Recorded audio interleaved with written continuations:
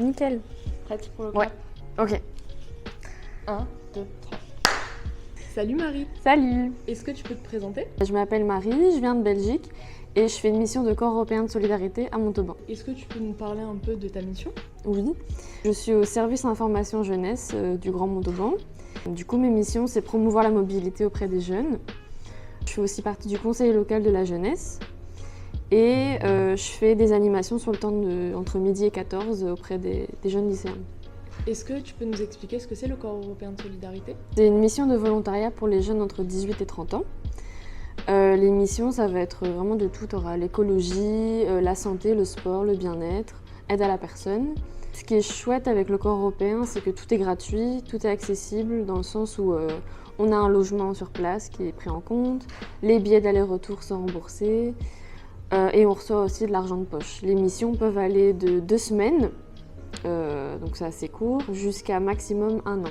Du coup, combien de missions on peut faire? On peut faire 2 semaines, 2 semaines, 2 semaines, du moment que ça arrive à 1 an maximum. Quand tu es arrivée à Montauban, où est-ce que tu t'es sentie comme chez toi?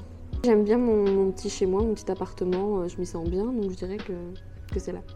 Comment tu as fait du coup au tout début pour gérer les moments down quand tu étais au tout début, quand tu étais loin de ta famille, etc.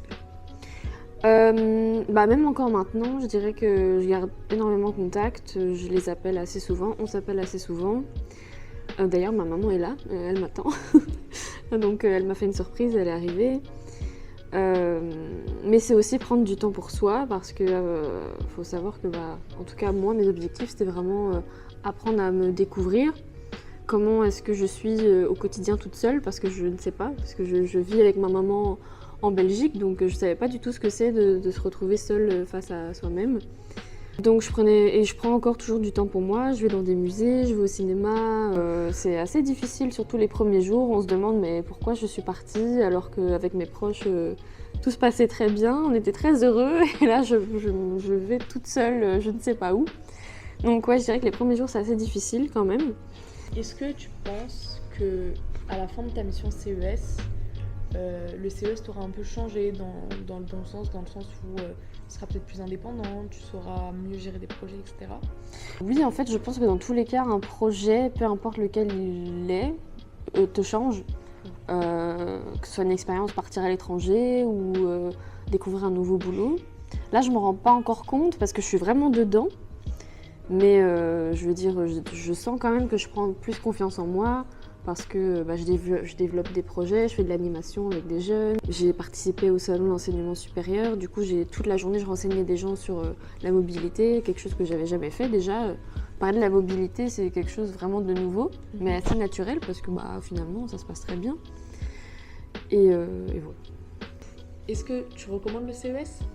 Du coup, oui, je recommande le CES. Non, je trouve que c'est une belle opportunité pour les jeunes. Déjà parce que je trouve que l'âge entre 18 et 30 ans, ça permet qu'une fois que tu as fini tes études, tu aies le temps un peu de voyager. C'est une expérience professionnelle malgré tout, parce que c'est du travail.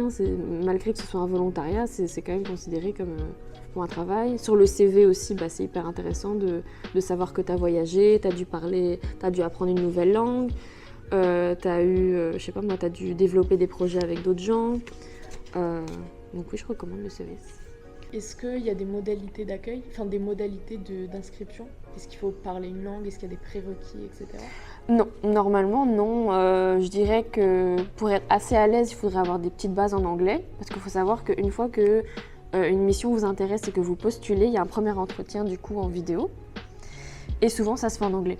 Ok. Voilà, moi je dirais juste ça, mais en vrai non, peu importe le diplôme que vous avez, si vous avez fait des études ou pas, du moment que vous avez entre 18 et 30 ans et que vous vivez en Europe, c'est bon. Et merci beaucoup Marie. Merci à toi.